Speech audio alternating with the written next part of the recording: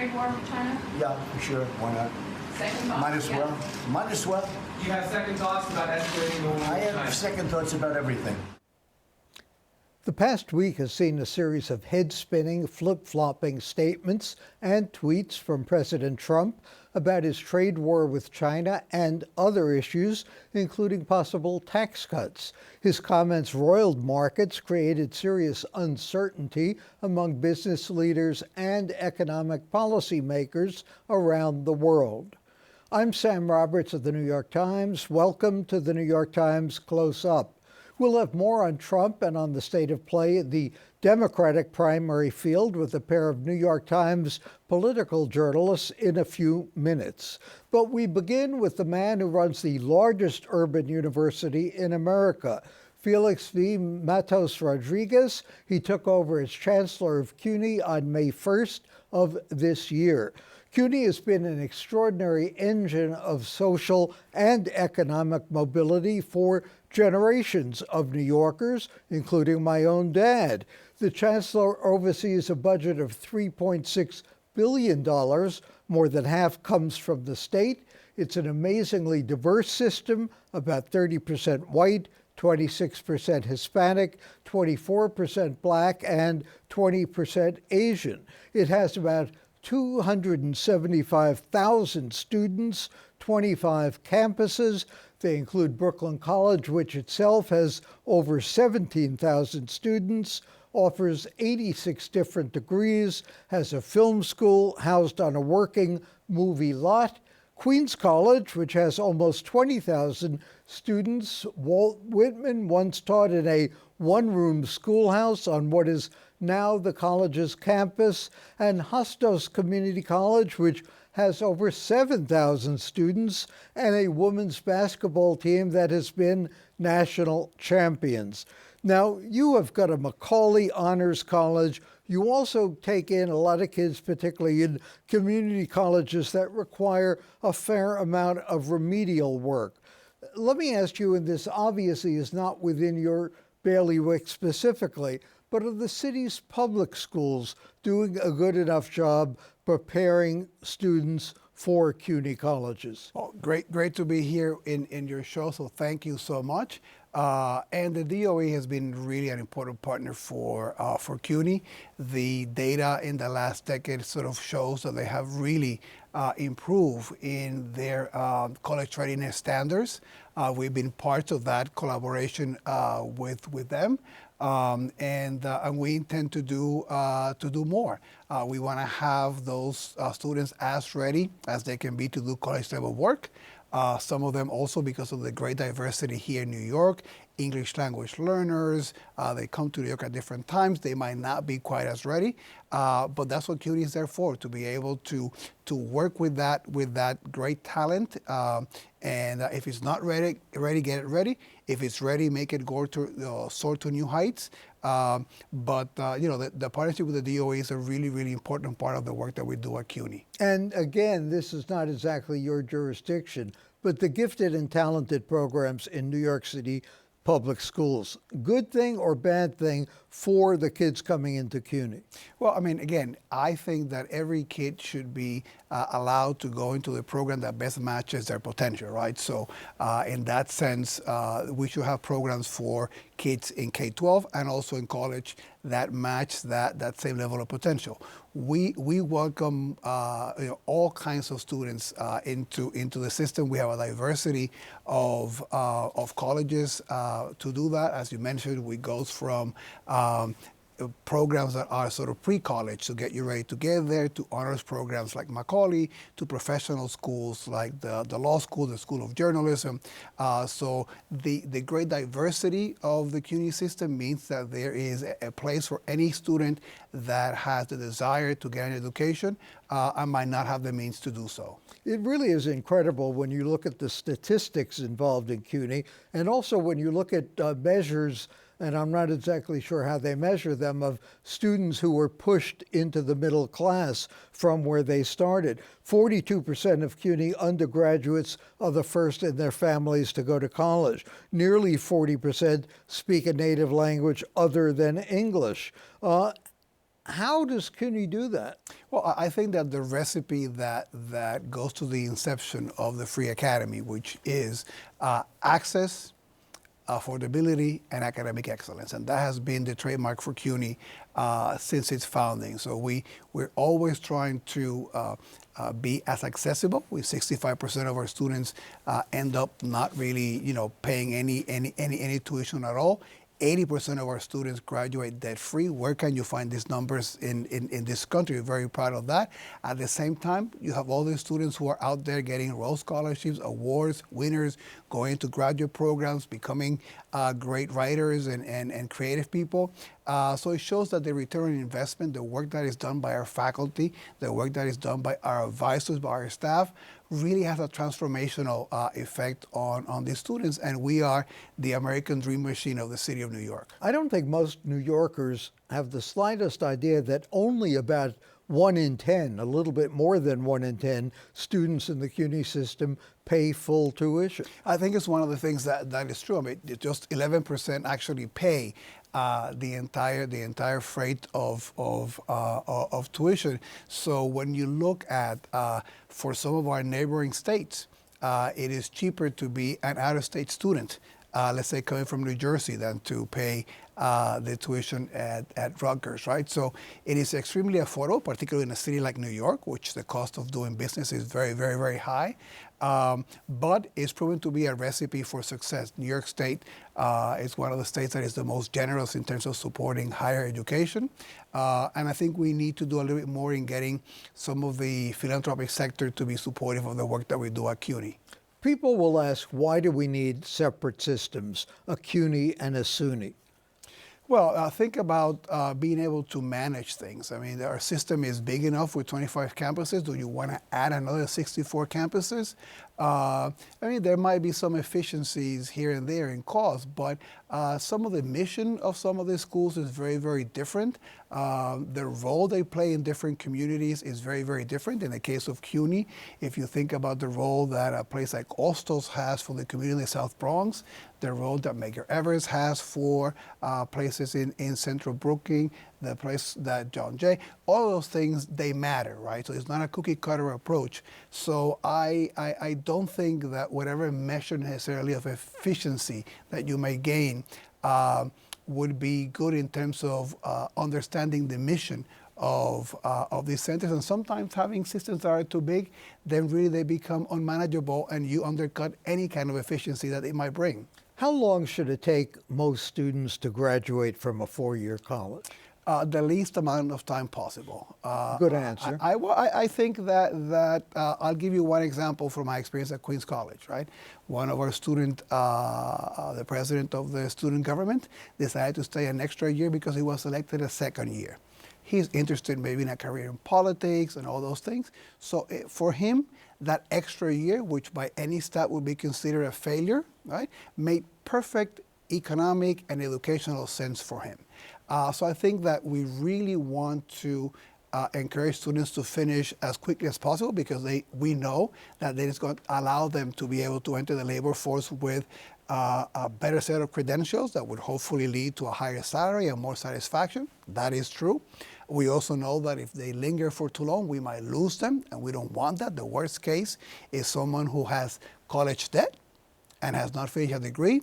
But then to have this cookie cutter approach, I think the best thing would be if we had some kind of system to map what your interests are at the beginning, right? And then see if we were good matching. That might be the best indicator of college success. Speaking about the beginning, is college for everyone? Oh, I think so. And again, I seldom find someone making the argument of college not being for everyone who doesn't send their kids or their relatives to college, right? And I mean, college is part of a civic engagement. It's an investment that we do in socializing individuals so they can participate in a community. There's the individual growth of your journey in your education. There is a sense of investment in the community on individuals that are going to come out and contribute. Think independent of what you learn, the capacity to come into contact with people from different cultures, how valuable that is. So I think that whether it is a 2-year college experience, a 4-year college experience, that can be a separate conversation. But I think that anybody will benefit from the experience of higher education. What is CUNY doing to protect undocumented students? Is it in effect, a sanctuary campus? Well, I mean, first, you're a good journalist, so if you look at the term sanctuary, it means different things to a whole range of people. So for us, what we want to do is we want our students to feel safe. So we are putting resources like Citizenship Now, which is the largest program in the country, providing support, concrete support to immigrants, counseling centers, information when DACA was available about how to be able to apply. We keep their information and their records confidential. So in some ways, people ask us data questions and say, we don't know. Because we're not telling. But because we're not asking some of those questions to protect them, right? So I think that we have a very committed group of administrators, faculty, and staff who want to protect the students, and I feel very, very proud of what they've done in our campuses to do so. And one quick last question, a problem facing colleges all over the country. How do you encourage ideological diversity? Well, I think that is a beauty of being in a campus, right? You need to, depending on where you sit, if you are, for example, a college president, you try to make sure that you don't control what individual departments might do in terms of inviting guests, but the ones that are college-wide, you want to invite a broad base of individuals to come speak to the campus. You want to encourage students to learn how to debate each other in class. I think that if it doesn't happen in college, right, where is it going to happen? If we're worried about the fact that we don't have a capacity at times to talk about difficult things, college is a perfect place where people can learn to do that. So we all need to do a job to be more comfortable listening to the other side. Thank you so much for joining us. The new Chancellor of the City University of New York, Felix Matos Rodriguez. And coming up next, the president back from the G7 summit, where his back and forth positions on big issues left leaders around the world with a bit of whiplash. Politics on deck.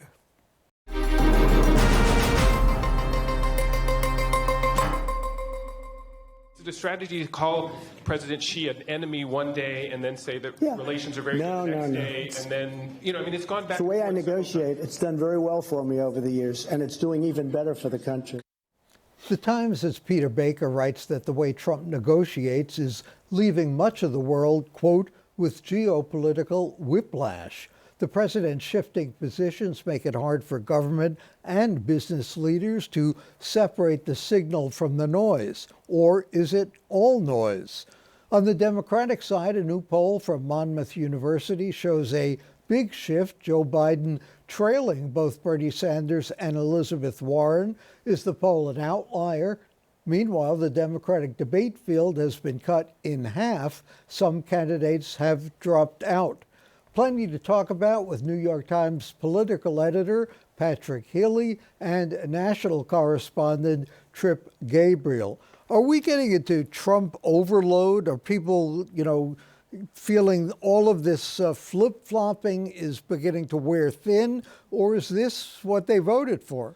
Well, it's been going on for 2.5 years now, so I think there's certainly some level of exhaustion there. But you see the president go overseas to the G7, and it's a kind of event where we're used to an American president sort of holding forth on the stage, arguing for American priorities, but also bilateral and multilateral priorities, and instead you have just a series of flip-flops and strange comments and, even just sort of tweets back at America and his enemies. And it's sort of, I think you're right, Sam, there's sort of the strangeness of his behavior and at these events just leads to that sense of chaos that comes into the markets, that affects consumer confidence.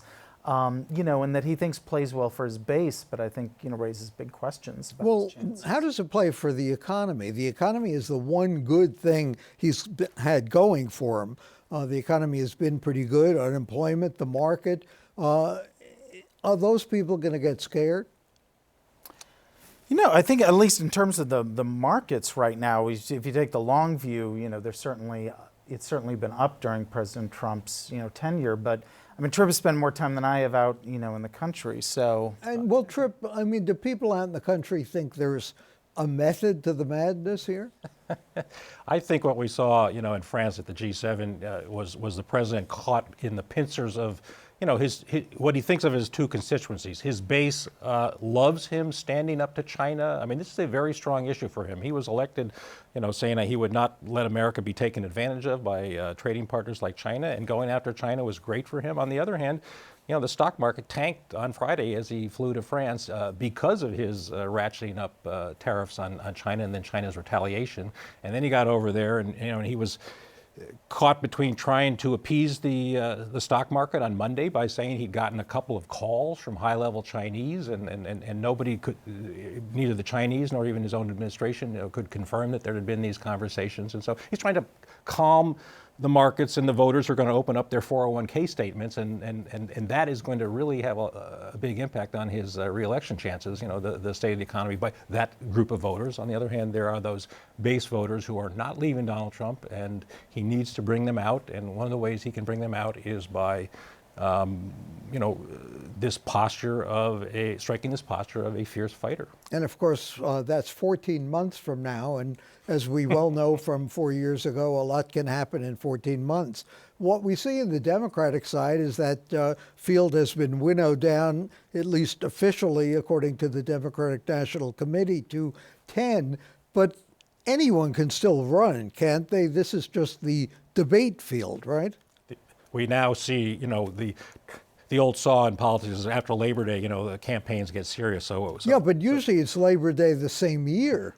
Everything is a little skewed in this current era. But we've gone from 20 candidates on stage to 10 candidates on September 12th, and Democrats kind of had summer flings with all types of 24 candidates, and now it's time to settle down with the one you really love. And yes, to your question, there will be candidates that continue to stagger on. I mean, I think they're zombie candidacies in a lot of ways. They will not be raising a lot of money. They will not be getting a. They're zombie candidates because they don't know they're dead, or. That's an interesting question. I suspect they know they're dead, but you can continue to go to events in Iowa. You continue to show up at these cattle call type forums. I mean, there's always a place. There have been. We saw it in 2016 when there were. 2015 and 16 when there were 17 Republicans. I mean, there were a lot of folks, below the margin of error of zero, and they'll go on for a little while. Pat, I don't necessarily believe anything about polls at this point, but I was struck with something about the latest, that Elizabeth Warren and Bernie Sanders combined were doing much better than Joe Biden. Does that suggest there is more of a liberal constituency, or is that totally meaningless because the two of them are going to be in the race forever? I think among Democratic primary voters who are definitely going to vote, I think right now at least you're seeing sort of a plurality of that group being on the liberal progressive end, if you add up Sanders and Warren in a lot of these polls. Now, that said, Biden in most polls is still ahead. He has a somewhat durable lead in national polls. In state polls, it is tighter. And what we see in places like Iowa and New Hampshire, which still go first and vote first, you're seeing real competition. Candidates starting to get on the air in these places. They're doing a lot of hiring.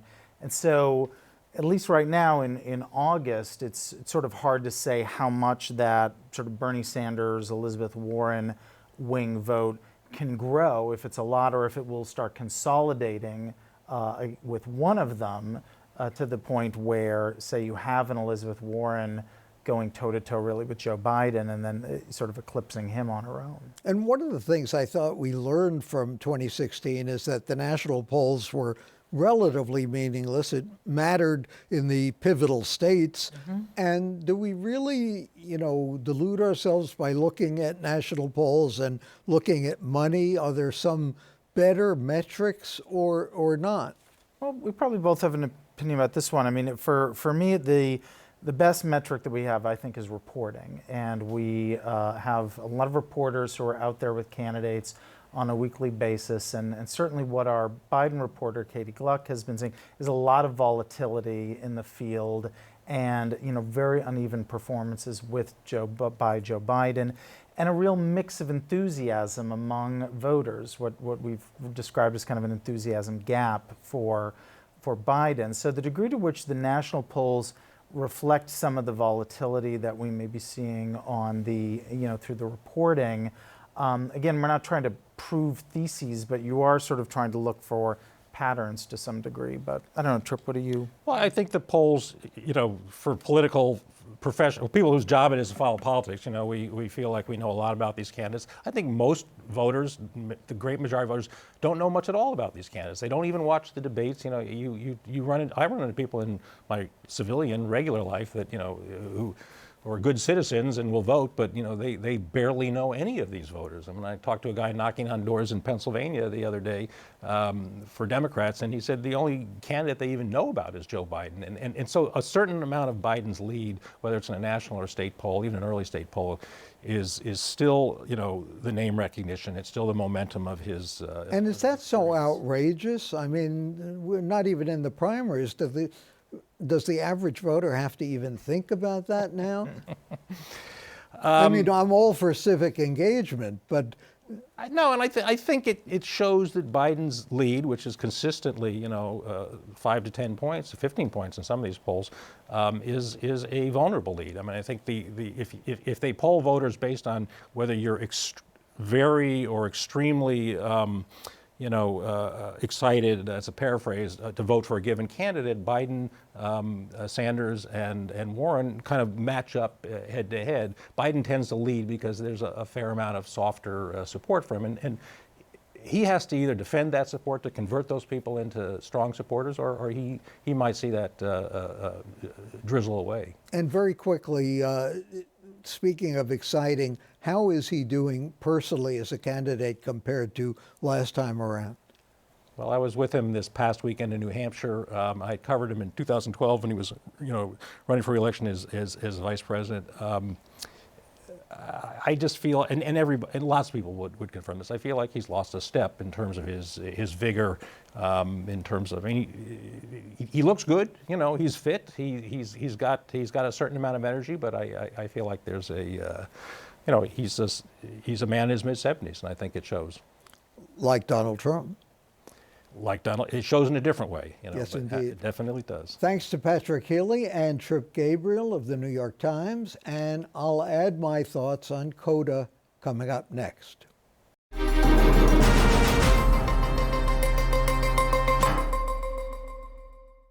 A century ago this summer, Governor Al Smith summoned the legislature into special session. Without dissent, New York became the 6th state to ratify the 19th Amendment.